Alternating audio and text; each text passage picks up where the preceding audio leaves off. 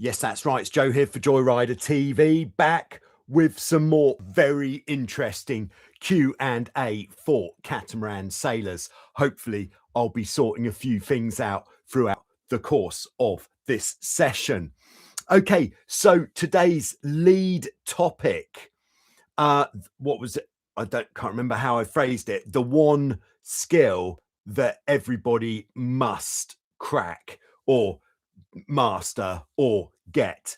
And what has brought me on to this is through the coaching that I did in 2025 and through the construction of these classroom series for the Joyrider Academy more recently. It really has hit home that this is the one thing that helps people more than anything else.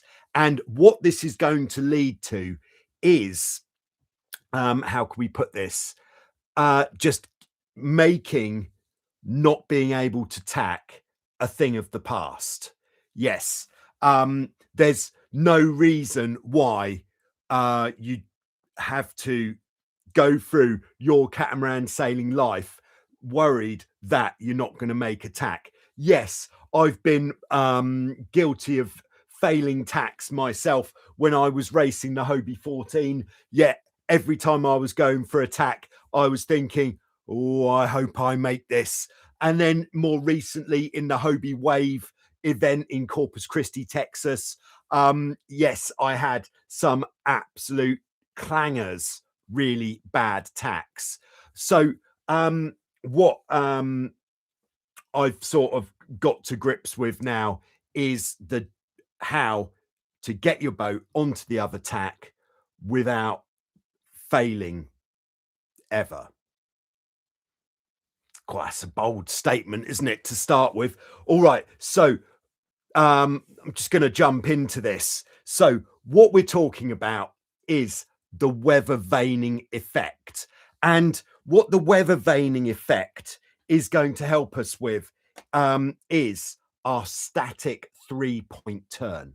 And if we can make our static 3-point turn every single time, which we should be able to, because it is a maneuver that if performed using the right method, you should be able to get 100% success on your static 3-point turn. Okay, so the sort of theory behind the static 3-point turn is something to do with what I'm calling the weather vaning effect. So if we've got the wind here, if this is our mainsail, and this weather vaning effect, it kind of depends on the boat being stationary, because if the boat is moving forwards, the effect of the wind on the mainsail is somewhat different, because we're using the mainsail to generate lift to drive us forwards. Whereas if the boat is stationary, not moving, then the way that the mainsail affects the way that the boat is sitting is quite different. So let's just start off with the boat sitting stationary, not moving. And if our sail, so our boat is on a kind of upwind, close reach point of sail, mainsail is loose. So the mainsail is just going to be in the same direction as the wind. So the boat is just going to sit there. Now, and I think what we also need to grasp for this is, if this is our boat, same angle, then the boat has got what we could call a pivot point. And the pivot point is going to be somewhere here. So like your weather vane on the top of your house, it's got a pivot point, and the wind is going to try to keep the sail straight. How do we say this? So that the sail is straight into the wind. Yeah, I hope you're all with me so far. So with the sail out like this, the boat will just sit in this position. If we can put the sail out even further, which will effectively be the same position for the in the eyes of the wind, then the boat could even sit further off the wind. If you didn't have any shrouds on your boat or any rigging, like let's say you were sailing a laser, where your mast doesn't have any wires to support it, the boat can sit across the wind, sail out, and the sail will just flap happily in that direction. Okay, so if we're starting off from here, realistic, and we bring the mainsail, I'm going to have a smaller mainsail, thanks, and we bring the mainsail into the middle of the boat, then what is going to happen? If we've established that the wind wants to be blowing down either side of the sail, the boat is going to have to move. If we've moved the sail in relation to the boat is now going to have to move in relation to the wind. And the way that that is going to move is, again, using our pivot point, is going to come up like this. So sail is in the middle, which means the boat is going to pivot all the way into the wind. That is stage one complete. So let's just go over stage one, how you would actually apply this when you're there. So you're starting off, boat is not moving or moving very slowly. So what we're trying to do, stage one, is to get the boat pointing absolutely head to wind. And we're going to do this by pulling the mainsail into the middle. Sorry, it'd be this way around. So all of the wind is blowing on this side, and that is going to bring the boat up to head to wind. You don't even need to touch the rudders at that stage. The boat will just come head to wind. Of course, the rudders can't be pointing in the opposite direction to what we're trying to achieve. But this is stage one complete. Okay, so stage two, how do we then go into I cannot fail this tack?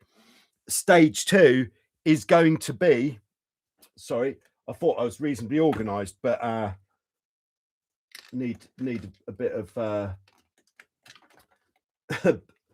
all right. Stage two is going to be reversing the rudders once the boat is pointing into the wind.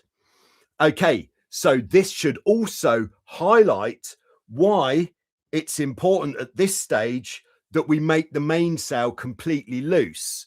Because if we don't, what does the wind want the boat to do? If the mainsail's pinned into the middle, it wants the whole boat to point straight into the wind. So if we want to get the boat so it's away from the wind, we're going to have to let the mainsail off. Let's just assume this is loose now. So rudders pointing reverse, because we're pointing head to wind, means the boat is just going to get blown backwards. So it's going to come round like this, mainsail loose. And there we see, because the mainsail's loose, the mainsail's just going to be in the direction of the wind. And then we're just keeping the rudders across like this until we feel that the boat has stopped turning. And then, and only then, we're going to bring the rudders straight. And initially, the boat might just sit there, but as long as we're not turning back into the wind, we can then very slowly bring in a little bit of sail and we'll start going forwards. Okay. And I think that is the most useful skill to have for any catamaran sailor, the ability to put your boat onto the other tack without having to get going first. With no need to move forwards. You just sit on one tack, pull the mainsail into the middle, goes onto the other tack. Lovely. And we can actually be even more effective, especially if the wind is a little bit lighter, that rather than just bringing the so boat has been here, mainsail here, rather than just bringing the mainsail into the middle, what we can actually do is bring the mainsail by physically grabbing the boom or the bottom of the sail and bringing it across to the windward side. So then the boat isn't only going to turn into the wind. For sails like this, sorry, so I've got to get my head around this a little bit. So the sail is like this, which means having the sail like that, the boat is actually going to be turned through the wind and onto the other tack. So even more effective. So there we go. All right. I think that was a flying start. Thank you very much for bearing with me, everybody in the live chat. See that things are heating up in there. So I'd just like to say first, warm welcome to Hussein. And thank you very much for the super sticker. These super stickers are what are keeping the Q&A ad-free. Yes, you may have noticed there's no advertising on the Q&A videos on Joyrider TV, and that is through the super sticker, what would you call it, program. So people are sponsoring the Q&A, and that means that I don't have to turn the advertising on for the video, and we keep it ad-free. Thank you very much. So thanks to Hussein. Thanks also to Bernhard from Austria. Great to have you on board, Bernhard. And thank you very much for your super sticker, keeping the Q&A ad-free. Also in the gang, keeping the Q&A ad-free, we've got Boris. Nice to have you on board again, Boris. And thank you very much for your support. And also just in, I think someone who I haven't met before is Ballon is Hell, or Ballon Ishel. Sorry, not sure about pronunciation of your user ID, but Long Life Surfer here. Thanks for the super sticker, by the way. Is there a specific Hobie 16 year? Oh, this is tough. That is known as the best holes for surfing waves, specific surf sailing. Oh, Baloney Shell. Okay, yeah, I'll go with that. Thank you, Christian. And by the way, I'm going to come back to everybody else in the live chat, but I just feel that I should address who are effectively the sponsors of the Q&A first. Baloney Shell. Okay, yeah, so is there a specific year that the Hobie 16, the shape of the boat was the best for surfing waves? Well, yeah, there's a short answer, and the answer is no, because throughout all the years that the Hobie 16 has been in production, how many years is that now? 55 years, 56 years. The shape of the boat has been consistent the whole time, so that nothing has changed with the shape. It's got the same amount of hull rocker. So the reason why the Hobie 16 was designed with this curve in the hull is what we would call rocker, which means the curve in the hull. And the reason the 16 was designed, or the 14 first, but then the 16 was designed with so much curve in the hull, is so that how would this be? Sort of like when you're charging down the face of a wave, the curve in the hull meant that you were able to not dig the nose in as you're coming down. And granted, it doesn't work perfectly because The bows of the Hobie 16, as we know, don't have much volume in them. So there is a little bit of a tendency, if you get it wrong, to dig the nose in. But the rocker in the 16 is what makes the boat, which was the design point of the Hobie Cat originally, so that you could surf waves on them. I think if you've seen the movie Sharing the Wind, it's the best catamaran sailing movie in the history of the world. And they're surfing Hobie 18s. Now, although the Hobie 18s don't appear to have quite as much hull rocker, this curve, this banana shape in the hull, they've got more volume, which means that they're more resistant to the bow digging in to the wave in front or the wave that they're on. So yeah, maybe the Hobie 18 was the pinnacle of Hobie Cat design when it actually came to surfing the waves, because you do need that bit of volume at the front to avoid digging it in. There we go. I hope that that clears that up for you, Baloney. All right. I'd just like to say hello to Ryan as well in Maui, who said, who can send me a picture of a crated getaway at Hull ready for shipment? All right. Yeah, if anybody's got a picture of a Hobie getaway hull crated and ready for shipment, please let Ryan see that somehow. I don't know how we'll do that actually here. All right, Baloney Shell says yes, Sharing the Wind. Thank you. All right, glad that that was helpful. But Sharing the Wind is an absolutely epic piece of work. And one of the projects that I'm looking to be working on for this summer here in Greece is, it's not going to be the same as Sharing the Wind.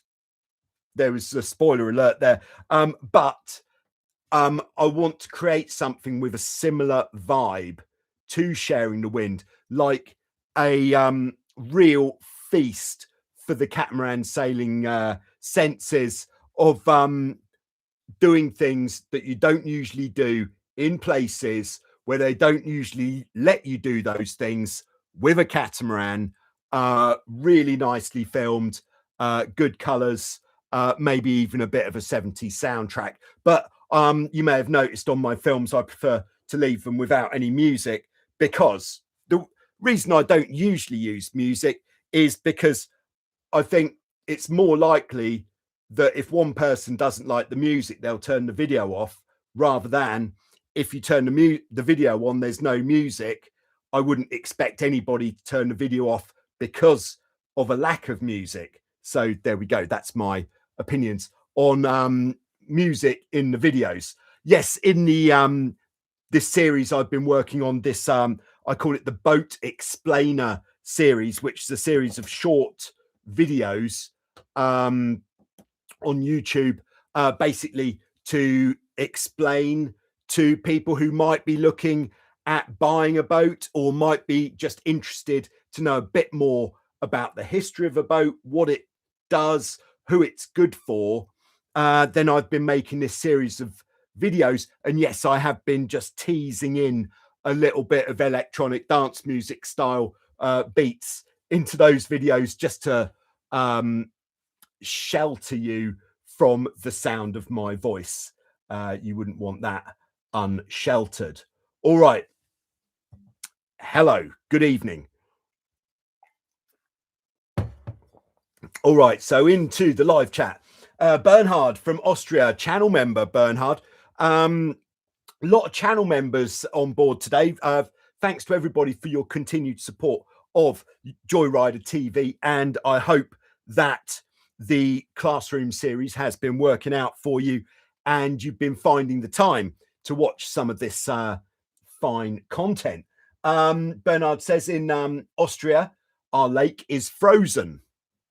Okay, so, well, I think it's good when you know, isn't it? If the lake was just extremely cold, you might think, oh, it's a bit of wind. Should we go sailing? It's going to be miserable. But when it's frozen, you know that is that. All right, we've got channel member Jochen on board. Hi, Jochen. Great to have you with us. RJ Fleet is on board from frozen Minnesota. Okay, and yeah, there's a theme running here. Also, probably rather cold. We've got Benny on board in Sweden. Great to have you with us, Benny. I believe I'm assuming pretty cold for Christian up in British Columbia, Canada. If not pretty cold, then possibly very cold. Also, in the cold end of the of Europe, Mr. Tony KP is with us in Ebeltoft, Denmark. All right. All right. And Bobby Bruce is with us again. Always. I don't know why, Bobby. Sorry. But just knowing that you're there watching this from where you are just makes me smile. Thanks for coming. He's in snowy Pennsylvania. All right. We've got Oliver on board, Cuxolly, channel member again. And hello to everybody. And Cuxolly just reminding everybody, please press the like button. There we go. All right. Thanks, Oliver. All right. So we've got Rob R2S on board with a question. This is what we need a little bit, actually. We're a bit light on questions this week. So if you have got any questions, get them in sooner rather than later, because it's better that way. Okay, Rob says, how many people still race the Nacra 5.8? I have a nice one that is race ready for sale on the west coast of the USA. There we go. Yeah, so in the the Boat Explainer video series, I'm certainly going to be talking about the Nacra 5.8 in one of the upcoming episodes. I just didn't want to do too much Nacra all in one go. Otherwise it might look a little bit Nacra heavy. Like I suppose for Nacra sailors, how the rest of Joyrider TV looks with it being a bit Hobie heavy. But yes, we're going to be talking about the Nacra 5.8. I'm not sure how many are raced on the west coast of the USA, but certainly in Texas, I think down Galveston way in Texas, there are certainly a few Nacra 5.8s. I'm pretty sure. If anybody's watching from anywhere that race Nacra 5.8s, I think we'd like to know. I know that in Australia, not much good for you there, Rob, but in Australia, the Nacra 5.8 is a very popular class with good numbers coming out at events there. But if anybody's looking for a fast performance catamaran, I think I haven't done the episode yet, but the main features of the Nacra 5.8 is it would be in old money about 19 feet long, bit more than 19 feet, about 2.5 meters wide, dagger boards, high performance, looks very cool, especially kicking up a bit of spray. So yes, there is a boat up for grabs. All right, Baloney Shell says that love the channel, been binging. Great, I'm really pleased to hear that. Yeah, and I like to think, you know, the production of high quality videos this time of year has slowed somewhat. You know, I'm going to admit that. Not to say that the production of low quality videos is going up at this time. No, I've been producing the classroom series and the Boat Explainer videos. So I'm doing one of each of those, one module for the classroom series, one short 3-minute Boat Explainer video each week. Other than that, the way that I feel about making the like feature length videos this time of year is it doesn't really feel quite as worthwhile as once we hit like April, let's say, because a lot of the normal Joyrider TV audience aren't watching at the moment because they're not participating in the sport at the moment. I completely get that. My snowboarding season has just started here in Greece, would you believe? And for that reason, I've started watching snowboarding videos again. Haven't watched any since March. So I'm understanding that is what people do, because I do it and I'm people. So for that reason, I'm not going to produce any videos now, which I feel would be a little bit wasted. Whereas in April, let's have it where more people will get to see this fine content. There you go. There's a little bit of how the mind works here at Joyrider TV headquarters. All right. All right, where else are we? All right, Boris says, greetings from Florida. Nice. Yeah, if I was in Florida, there'd be more content coming for sure. All right, Rob says, I wonder how much a race-ready Nacra 5.8 is worth. Yeah, it's a tough one, that, because, you know, I could just blurt out a number, but then if you were looking for more than that for the boat, I'll have just stitched you up. So I'm not going to do that.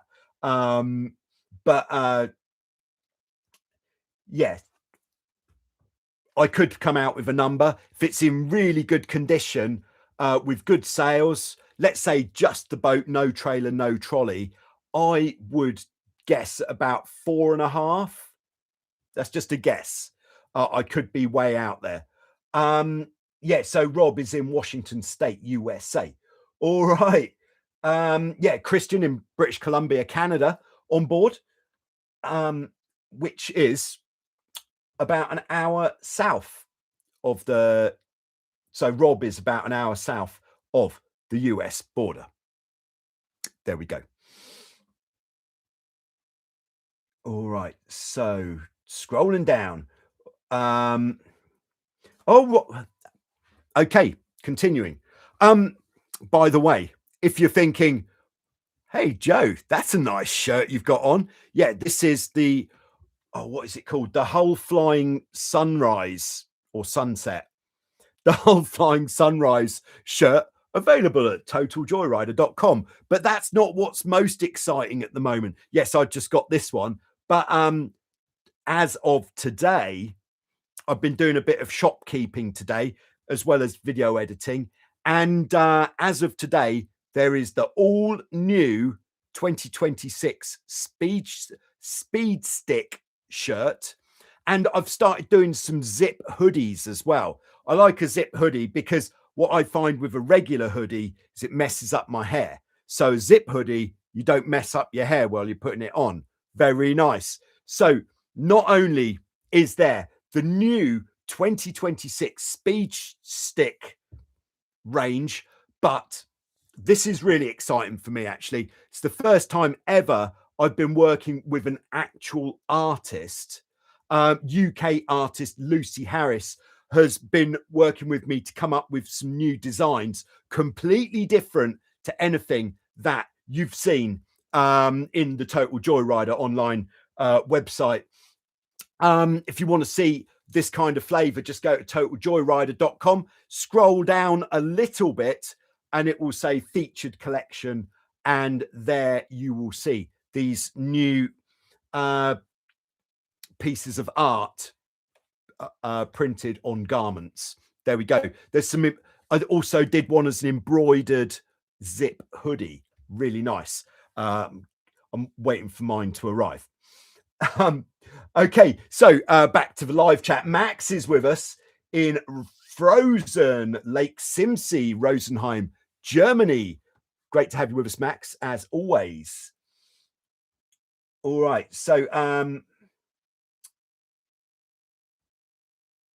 sorry, just I'm not very good at reading. Rob says you can only get a Hobie 16 going so fast before it wants to pitch pole due to not having enough positive buoyancy in the bows.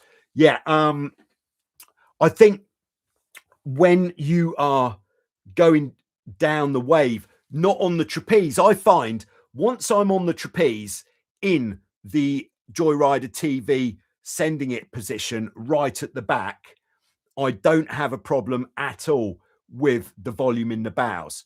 But to be honest, it's been a long time since I've been in a Hobie 16 in waves, so I don't feel particularly well qualified to comment on how it copes with actual surfing. But that is definitely something I'm going to be doing when I go to visit Ryan in Maui. We're going to get hold of some boats and do a remake. Okay, so Rob continues. My friend owned a sailing shop and gave me about 12 Hobies to cut up because he took the parts off them. Wow. I sold a few of them and cut the rest up, and they went into a dumpster. Oh my gosh. It's savage. I hope they were actually finished rather than you just cut them up out of a dislike for the Hobie 16. What's your favorite beach catamaran? Yeah. All right. This is a very good question. But it's one I've thought about a lot over the years. And I think, you know, if you would say, if you could only have one boat and that's the only boat you would use, period, it would be a Hobie 16. The reasons. One reason is the Hobie 16, as we've all discovered, as a lot of us have discovered in the last, I think in the last 10 years, is that you can send it hard, single-handed on a Hobie 16 in a decent amount of wind. And if I was just going to have one boat, I'd want to be able to sail it single-handed and double-handed and have just as much fun both ways. I absolutely love the Tornado, but I wouldn't want to sail it in a particularly strong wind single-handed regularly, because it's a lot of boat, the Tornado. The 16 far more practical. I like the 14 as well, but not for sailing with two people. Not ideal. And the 16, and especially now that I've got the rolling Spinnaker on the 16 from Whirlwind Sails, San Diego, California, you know, it really is ticking a lot of the boxes. Very durable. It's as fast as hell and so much fun to sail. It's got the biggest racing fleets. Granted, the Hobie Wave has the biggest racing fleets in the USA, but I think globally the Hobie 16 is still winning just about, maybe the Formula 18 in Europe, but generally I think we can generalize. So that, for those reasons, there we go. I've just answered the question. What is my favorite beach cat? Hobie 16. There we go. I like the way it feels as well. Feels great. Loads of power, nippy, maneuverable. And it congratulates good technique. Rob says, I think mine would be the Nacra 5.8, but I do like the new foiling catamarans. Yes. Yeah, so there is going to be more foiling catamaran on Joyrider TV this year. Not going to announce any announcements just yet, but yes, there are going to be more coming in. Right, this is good. Ryan in Maui says the Classroom series is beefy. Yes, it is. I think beefy in this context, I'm hoping it means there is a lot there. But the reason why I thought it would be good to get the Classroom series out in the winter, well, the European winter, the Northern Hemisphere winter, was because, one, I've got time to put it together, but two, it gives you time to start digesting the content before your summer season starts. Yeah, I am working on the opposite season to everyone in the Southern Hemisphere. Apologies for that, but it's just how things work. But it is beefy, yes. All right, where are we? All right, Rich is on board. Hi, Rich. Great to have you with us. Nice and toasty here. Given the curl that we get on the leading edge when flying the Spinnaker properly, how useful are the inside telltales on the kite? All right. Yeah, this is a good question, actually. I think very useful, actually. So I think the first thing is not all Spinnakers have telltales. And, you know, it is something that makes you wonder, why not? Why wouldn't you have telltales on your Spinnaker? Sorry, I'm just building a boat as I speak. Have I got a Spinnaker pole here? Bit long. All right. Spinnaker pole would finish about there.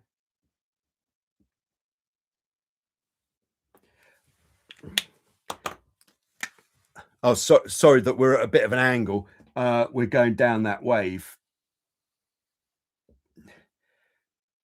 So,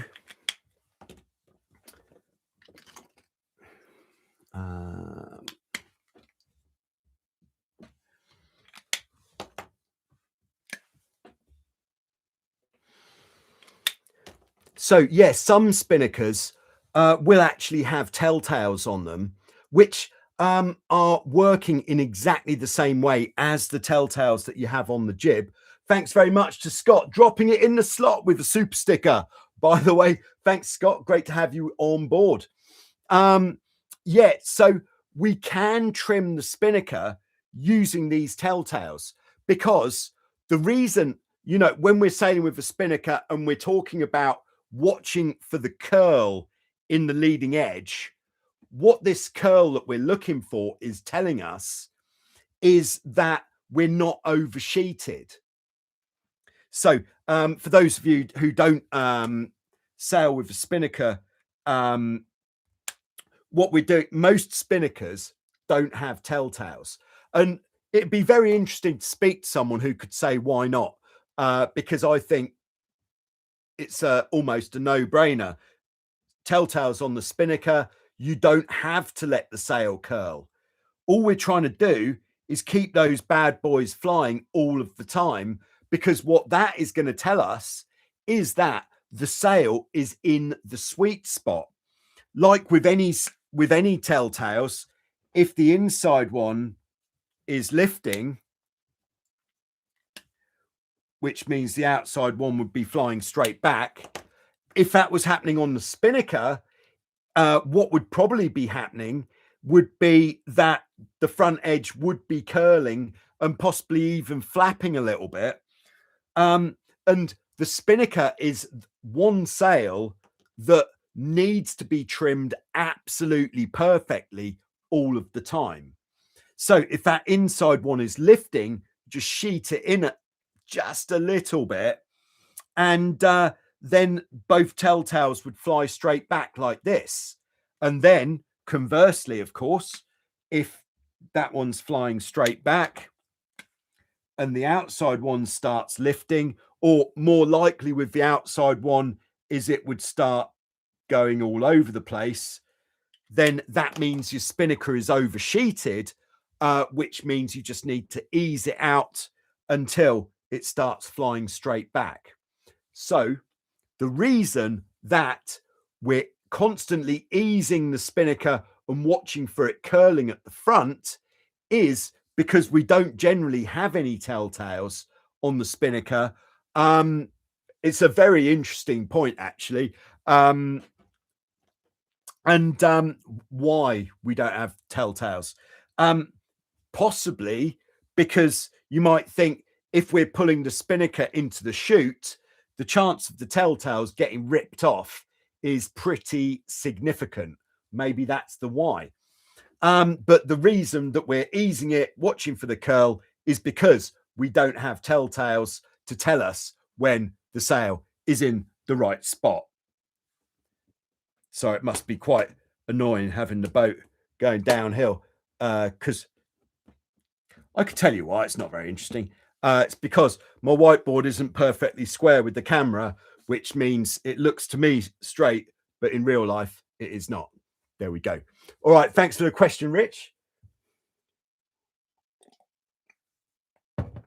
Okay. So, all right. Bobby says, do you plan to participate in the Hobie 16 Crab Pot International this year? Answer, yes. Yes, I am. This is actually the announcement.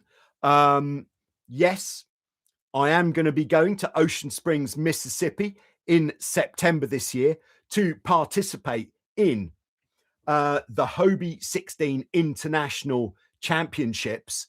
And I've got some information about it, actually. I was going to talk about this today anyway, so thanks, Bobby. So the Hobie 16 International Championships is running between the 12th and the 25th of September this year. Now, that sounds like a very long time for a regatta to be going on, but fear not, because it is split into different smaller events. So from the 14th to the 17th of September, that is when there's going to be the different categories event of the regatta, which will be the Masters. I think I'd probably qualify for the Masters now, and then a little bit more. I think Masters in the Hobie 16 starts at either 45 years old or 50. The Grandmasters, you've got to be a bit older for that. And then the Great Grandmasters, a bit older still. So if you're a slightly older Hobie 16 sailor and you think I'd like to do some racing, but maybe not in a massive fleet, then there are these events that you can get involved with. There's also a separate event for ladies as well before the main event starts. And there's also a separate event for youth sailors as well.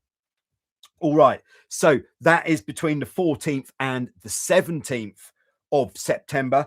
And then starting on the 20th of September is the qualification series for the open event, which is for everyone. So the organizers are hoping that there will be, I don't actually know, I'm making this up, but I would guess that there'll be 80 boats, maybe more, maybe 100 boats attending the regatta. So the qualification series will then lead into a fleet splitting, gold and silver fleet. And then the finals will be from the 23rd to the 25th of September.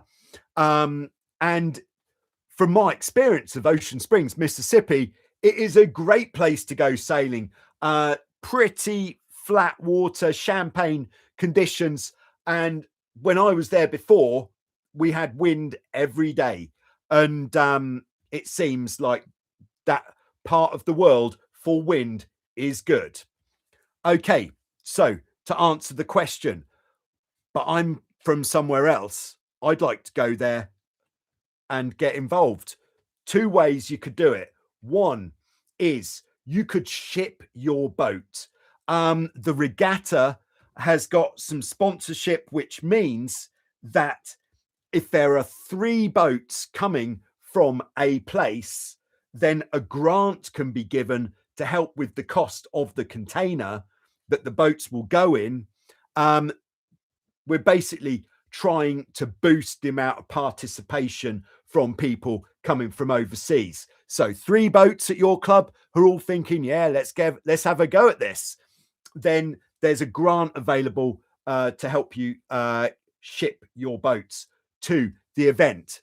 Now, there has been a, I don't know if the word is caveat put down, but if you're bringing your own boat to the event, the boat needs to be from 2004 or newer. Now, this kind of goes in the opposite direction to the Hilton Head Regatta, where there were, I think, more boats older than 2004. So if you have got an older boat and you're like, yeah, my boat's a bit too old for that, come to Hilton Head. where it is a different flavor of regatta. Okay, so I think that is pretty much the meat of the details for that event. So if you do sail a Hobie 16, the other way of getting hold of a boat for the event is that there will be limited amounts of boats that will be available for charter. So get in there early. If you're thinking, I'm going to need to charter a boat, get in there very early. These boats are not going to be supplied by Hobie Cat. They're going to be privately supplied by people who've got boats, but unfortunately can't participate. But yeah, so we're going to try to make this event as big as it can possibly be, because it's going to be the first event of its time, the Bring Your Own Boat International Hobie Cat 16 Championships. Whew, that's a lot of words. Thank you very much. Thanks for the question, Bobby. Hope that clarifies that. All right. So back to the live chat. All right, where are we? All right, Bernhard says, how far is your Speed Stick app developed, and is it for Android too? Yeah, it is coming. It's coming. It's, you know, it's we've got, what would you call it, the poker in the fire of the Speed Stick app for the Joyrider TV app for the Speed Stick, and it is certainly going to be ready. Maybe I said before Christmas, it's certainly going to be ready for the new year, but at the moment, getting the hosting sorted out is creating a few holdups, but it's coming. I don't want to put a guarantee on it unless I can guarantee it, but I would expect within 6 weeks, so by the end of February, we should have it up and running. And then with this Speed Stick app, it means you take your phone on in a dry bag on the boat, go sailing like you would do with Strava. You hit record before you go out, have your session, come back in. It will say, would you like to upload this result to the Speed Stick? You click the button that says, why wouldn't I? And then you go automatically onto the Speed Stick leaderboard. Yeah, so very exciting times. Also, I've got all sorts of news just in. Other news just in is that if you head over to totaljoyrider.com, click on the Speed Stick page, there's now on the Speed Stick page there's a load of different speed sticks that you can look at. There is, of course, the 2025.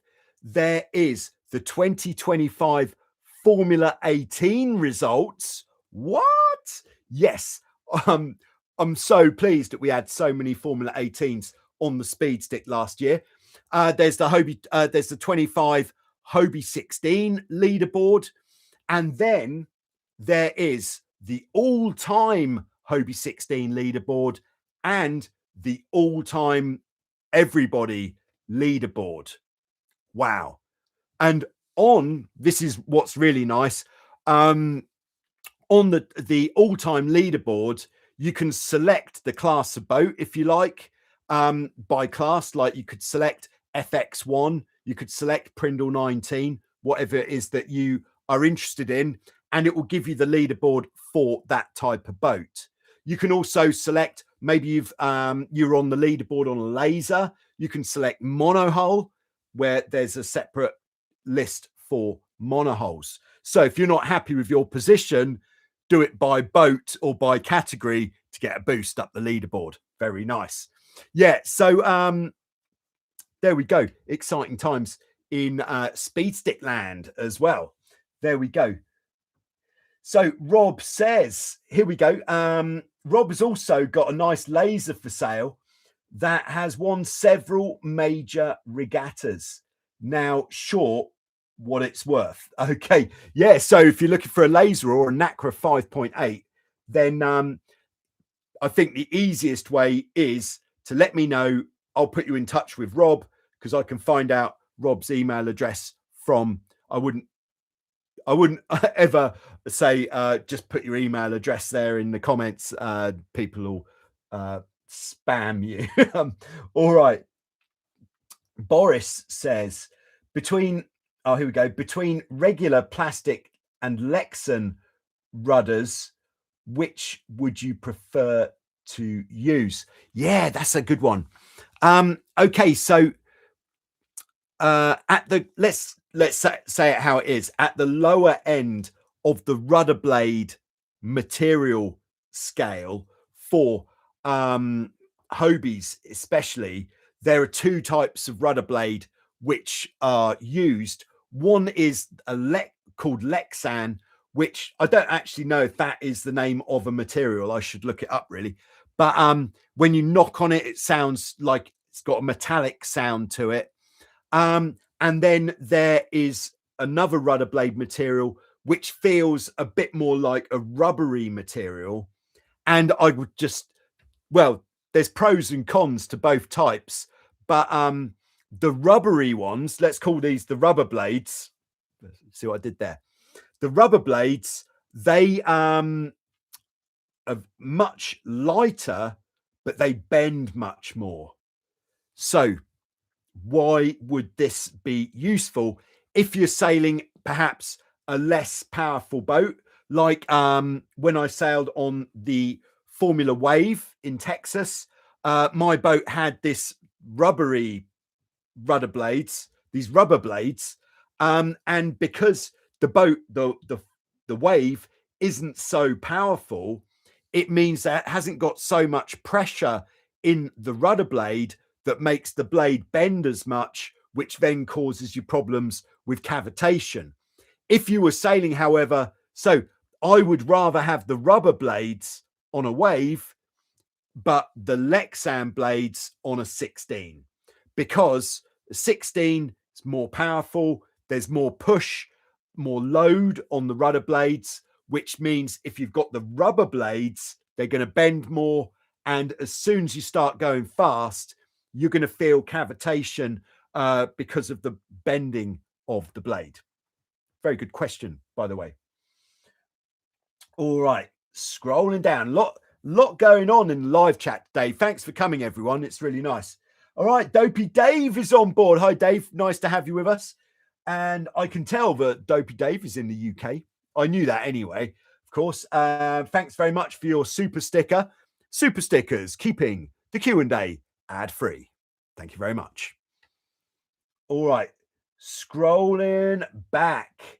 Okay, where are we? Rob, again, they were old okay, the catamarans that Rob's been chopping up. Okay, no harm has been done to healthy catamarans. They were old waterlogged Hobies, which is why they got cut up. I used to sail for pleasure a Tornado.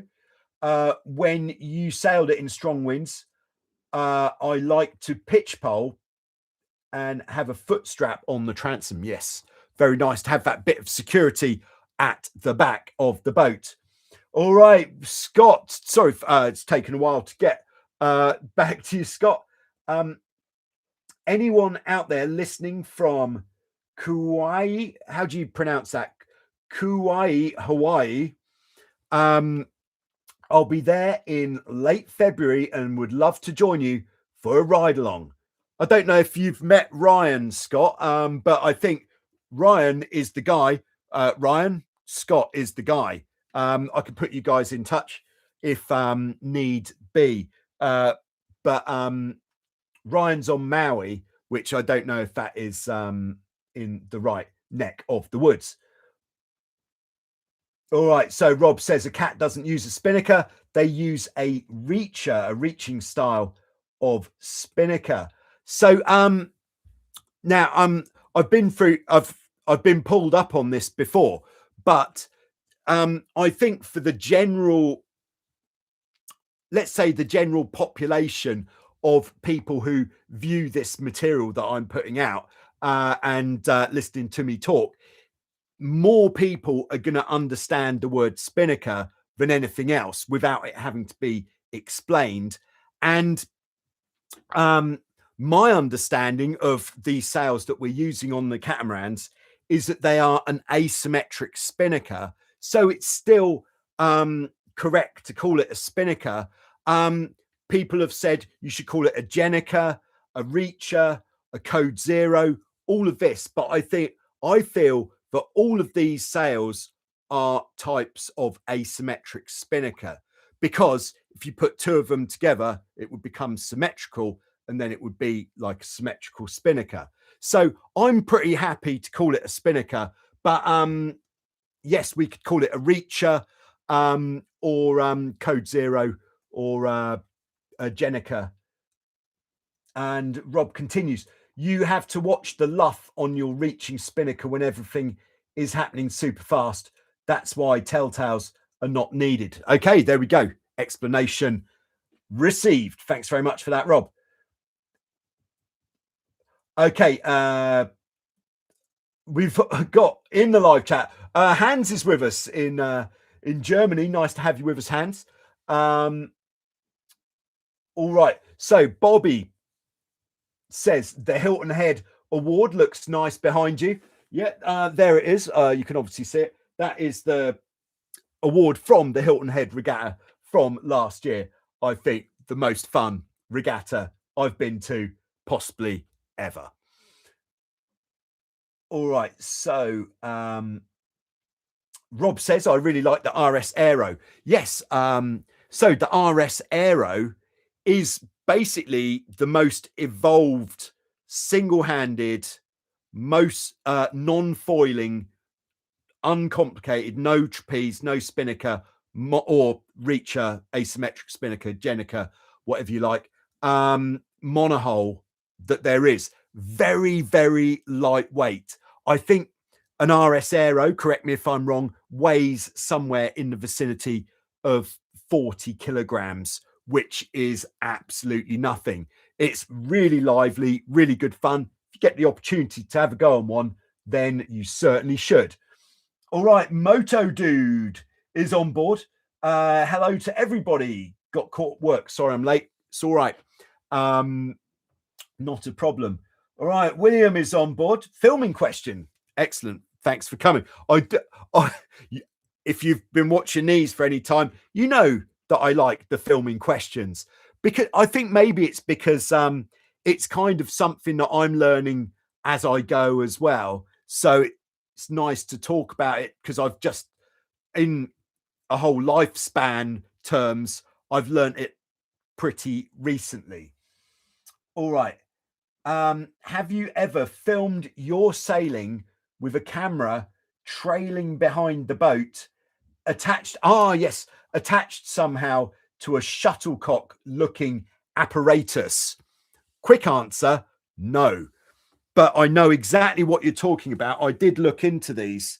So there is a thing, I can't remember what it's called, but basically it looks like a shuttlecock, which is used for playing badminton, which would be like that.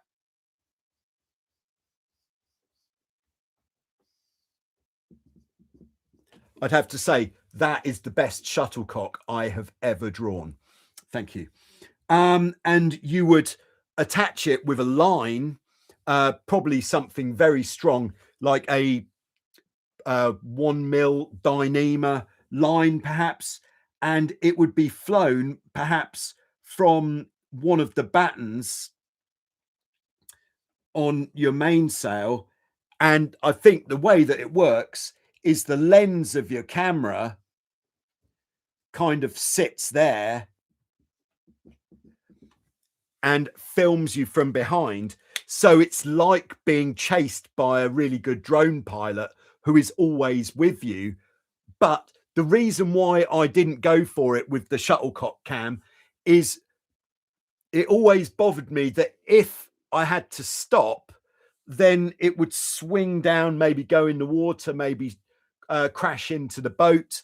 And what one of my main issues I have with filming here in Greece or anywhere where it's hot with salt water is once there's water on the lens, doesn't matter what sort of coating you've put on the lens, once there's salt water on the lens, that's it. Your footage is ruined unless you can actually take some sort of dry cloth and give it a good wipe. Nothing actually stops the salt water from destroying the footage, in my experience. I on the helmet cam, I do a lot of thumbing, but what I kind of rely on is if it's windy enough for the camera to get wet, I make sure that I keep throwing spray up at the camera, which is kind of self-cleaning. That's why people who sail on fresh water don't know how lucky they are when it comes to filming the action. There we go.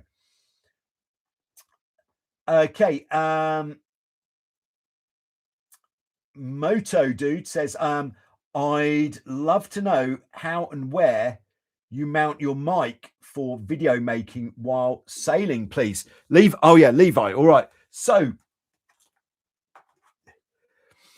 the microphones I use, this is sorry, why is that not there? It's because it's here. Where are we actually?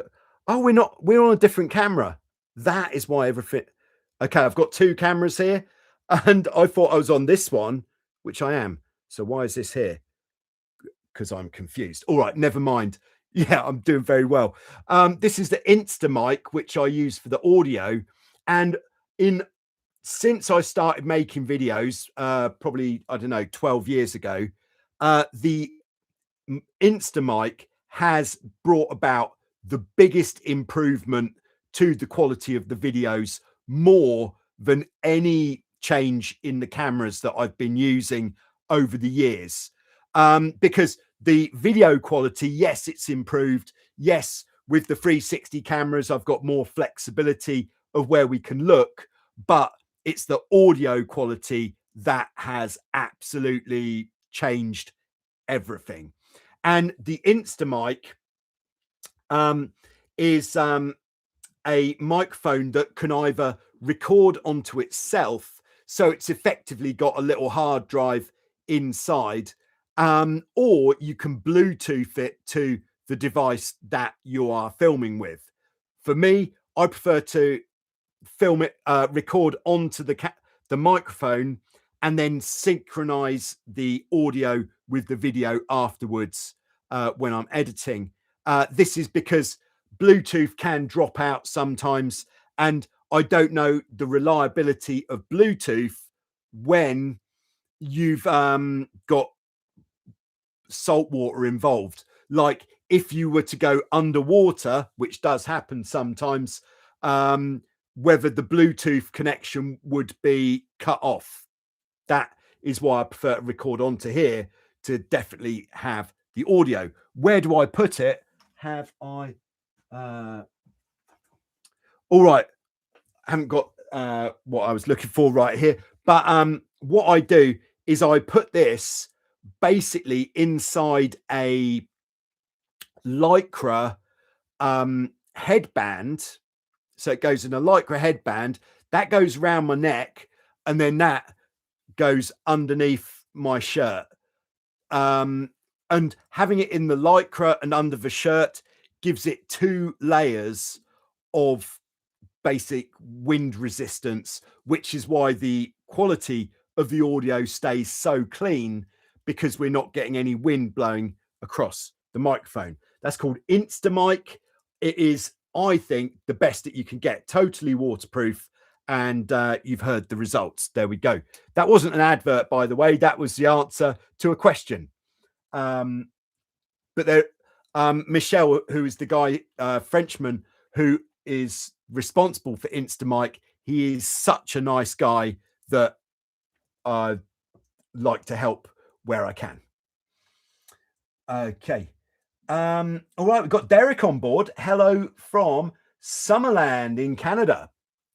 Great to have you on board there, Derek. All right. Max from Germany is on board. Hello, Max. Hi, Hans. Oh, Dumit Pinter, says Max. All right. I think that means, are you with Pinter? Pinter is Hans's dog. I know things. All right. So Rob says, in racing, it's all about timing of the start, being best position at full speed. That's what wins races for the most part. Okay. Yeah. Very good point. A good start is certainly going to give you a good race. All right. I'm kind of getting towards a stage where I'm kind of winding this up now, because we've been going for over an hour. But we got Powder Dog 001 on board.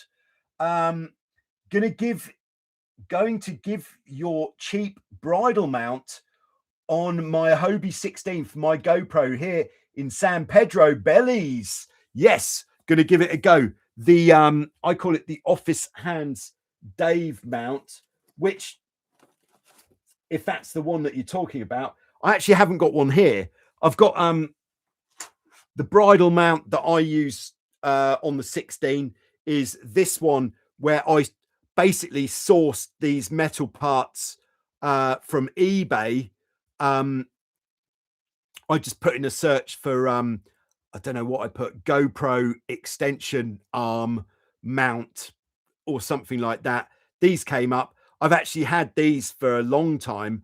These are also really good because I'm not sure about the US Hobie Cat masts, but on a European Hobie Cat mast, you can slip that either side of the big roller at the top, put a bolt through the middle, and then you've got a really good mast mount as well.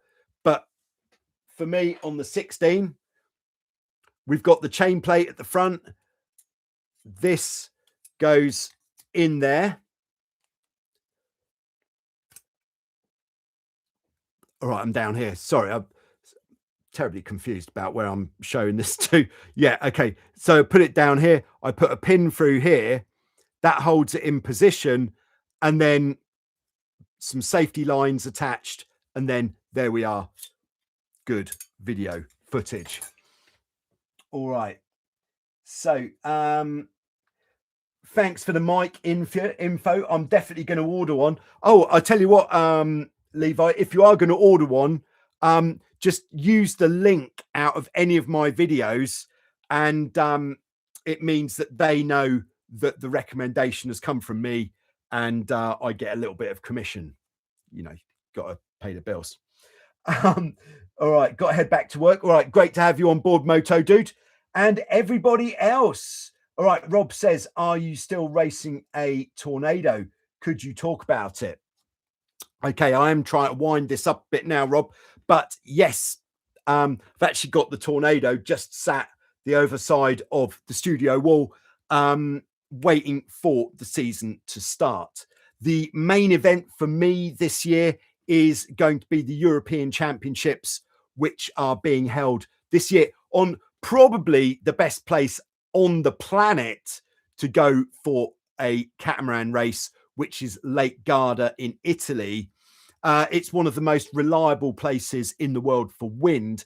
If there's a blue sky, a bit like here in Vasiliki, Lefkas, Greece, but if there's a blue sky, then yes, it's windy, usually on Garda between 16 and 18 knots of wind, which makes for very good catamaran sailing. So I've just realized I've been looking in the wrong direction for this whole thing as well. All right. Very confused by my camera arrangement. Yeah, but looking forward to that. Going to do a bit of work on the Tornado in the lead up to, is it that one? Yeah, it is. It's not that. Yeah, it is that one. Sorry about that. Yeah, so there we go. This is the problem when you've got two different cameras that you've been using as a webcam. I think that is, and something just switched off. All right. So I'm glad to see that the number of sailors in the Q&A is growing. Yes, very good. Yeah, it's the most we've had for a long time now, actually.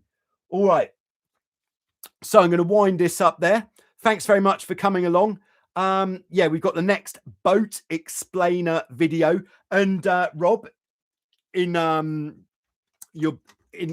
interest to the Tornado, the next boat explainer video is going to be about the Tornado. So there we go. Thanks for coming.